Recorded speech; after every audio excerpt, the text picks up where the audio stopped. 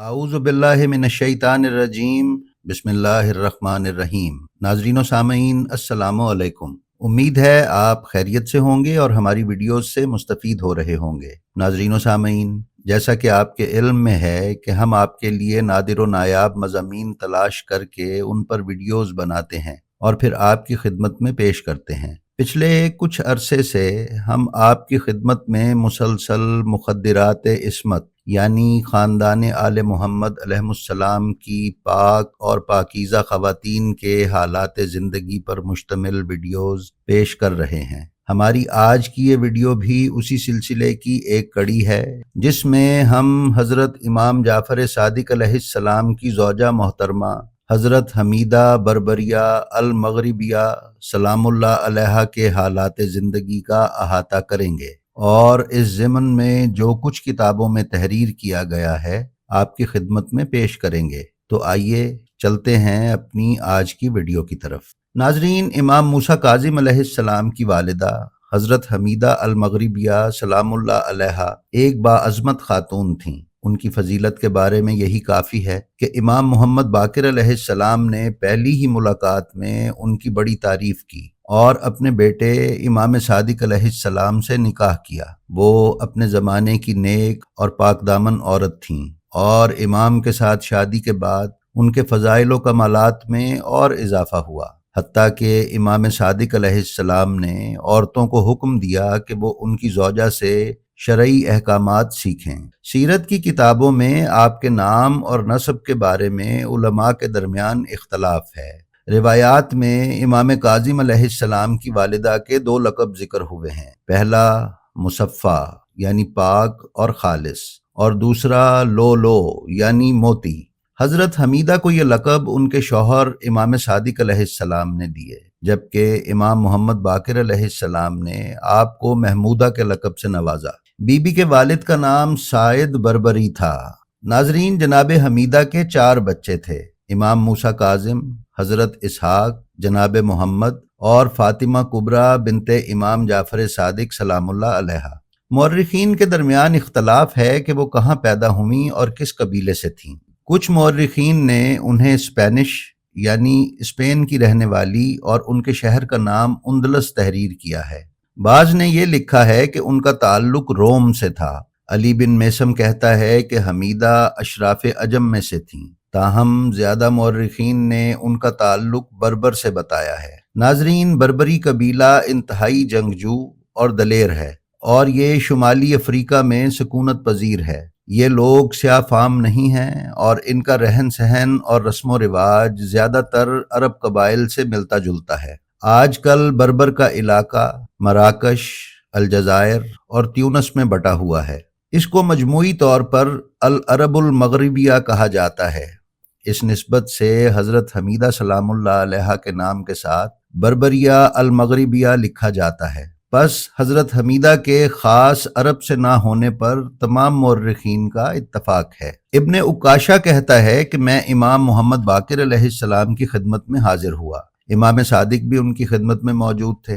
इमाम बाक़िर अलैहिस्सलाम ने मेरी इज़्ज़त अफ़ज़ाई की और खाने के लिए कुछ अंगूर पेश किए। मैंने इमाम मोहम्मद बाक़िर अलैहिस्सलाम से अर्ज़ किया कि मौला, आप अपने बेटे इमाम सादिक की शादी क्यों नहीं करते जबकि वो बालिग हो चुके हैं। इमाम बाक़िर अलैहिस्सलाम ने यह सुना तो एक सरबमोहर थैली की तरफ इशारा फरमाया और कहा, ये रकम है, इससे इनके लिए खातून का बंदोबस्त होगा।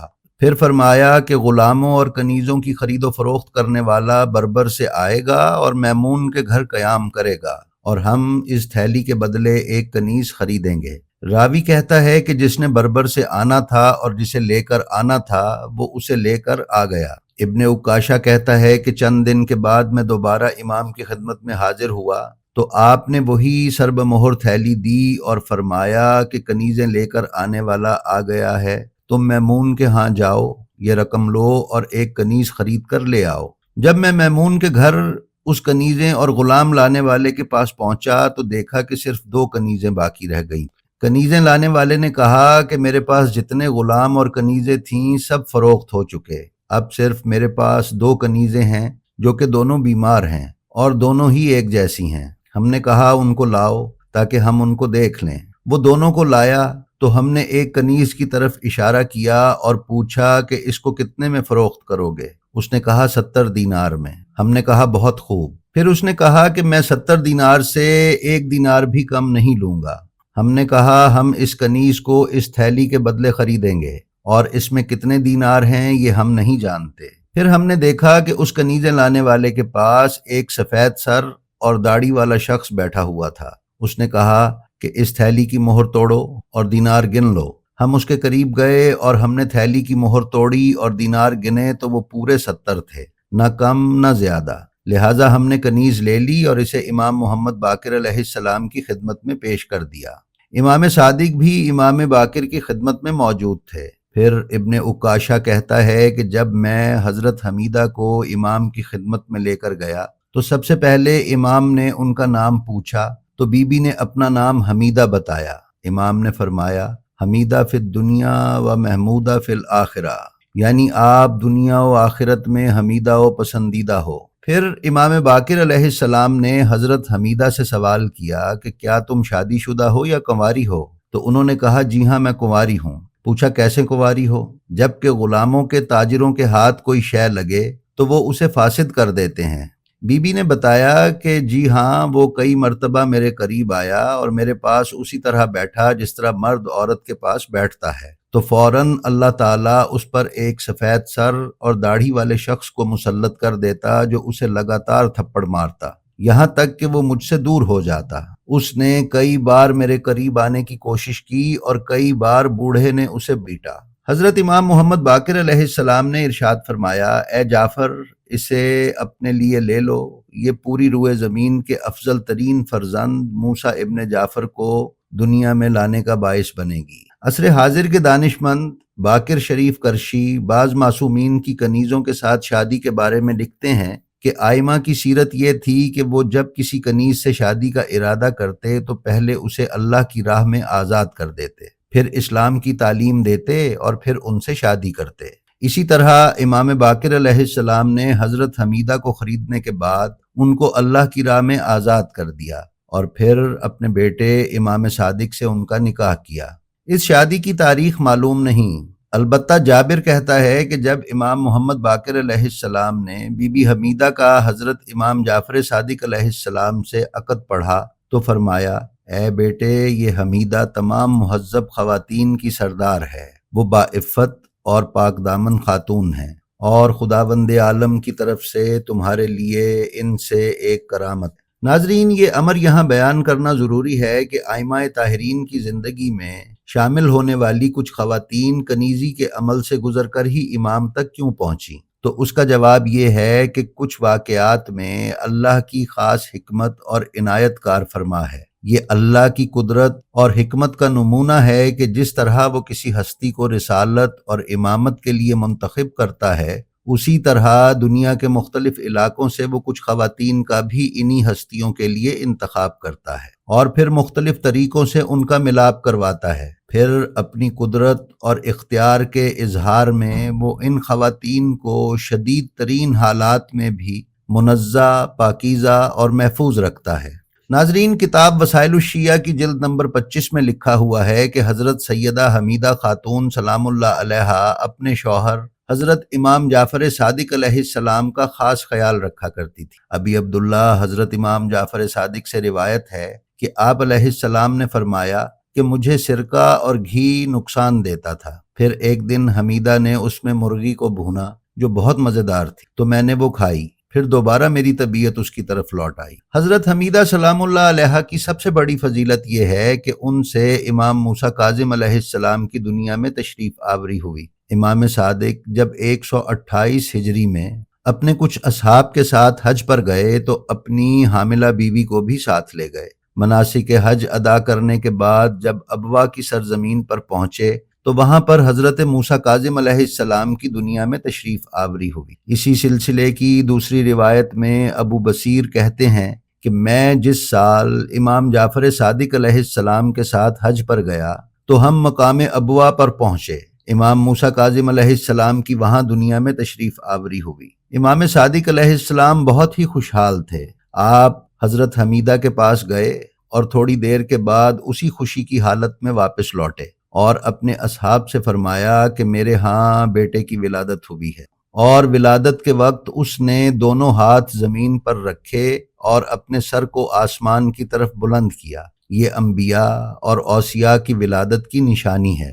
ناظرین، امام صادق علیہ السلام نے اپنی زوجہ کی تعلیم و تربیت کا انتظام کیا اور انہیں اسلام کے معارف بتائے۔ حضرت کی صحبت میں علم حاصل کرنے سے بی بی حمیدہ سلام اللہ علیہا کے علم میں اضافہ ہوتا گیا، حتیٰ کہ ایک دن حضرت حمیدہ سلام اللہ علیہا علوم اہل بیت لوگوں تک پہنچانے کے فرائض ادا کرنے لگی۔ کئی بار امام صادق علیہ السلام نے نصیحت کی کہ وہ مسلمان عورتوں کو تعلیم دیں۔ شیخ عباس قمی روایت کرتے ہیں کہ وہ ایک عالمہ اور فقیہہ تھیں۔ تمام عورتیں مسائل اور احکام کے لیے آپ کے پاس جاتی تھیں۔ عبد الرحمن بن حجاج کہتا ہے کہ میں نے امام صادق علیہ السلام سے سوال کیا کہ اس حج میں ہمارے پاس ایک بچہ بھی ہے اور اس کا حج بجا لانا چاہتے ہیں۔ آپ نے فرمایا بچے کی ماں کو کہو کہ وہ حمیدہ کے پاس جائے اور مسائل سیکھے۔